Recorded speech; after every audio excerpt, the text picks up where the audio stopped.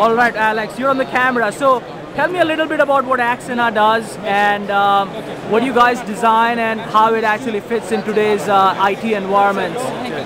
So we are solving a problem that is around for quite a while and nobody was able to solve it in one. The idea that typically you have two ways of replicating data today, either synchronously to short distances and then you don't lose any data, or asynchronously long distances, but then when a disaster occurs you are losing certain amount of data. So what we are doing, we've built a black box, like in an airplane, that you would store in it in local site all the data that wasn't committed yet to the remote site in an asynchronous replication.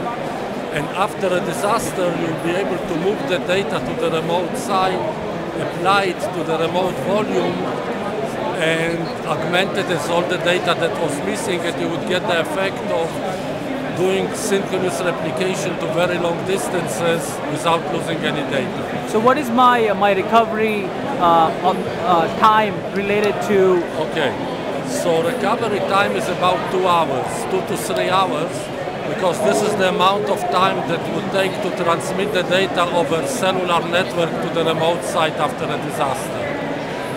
And the recovery point is 0, because you are bringing all the data to the remote site. I see, okay. And how much data does it buffer through this box? Okay, so in the box we have space between 72 gigabytes of data to 300 gigabytes of data. Typically, in a normal operating condition, the difference between the primary site and secondary site is something like 3 gigabytes. We are putting much more to cover for the case if a link breaks.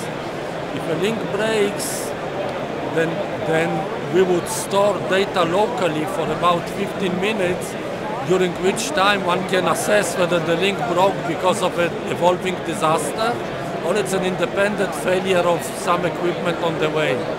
So after 15 minutes, if a disaster did not hit the primary site, the system will bypass us, continue in unprotected mode until the error is corrected, the fault is corrected. Very interesting, Alex. Again, thank you for your time. You're welcome. To follow Alex and his product, it's axena.com, it's axxana.com. You will find all the related information there, and again, it's Alex, the Chief Technology Officer of Axena.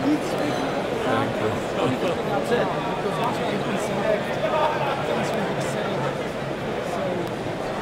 We start with Alex.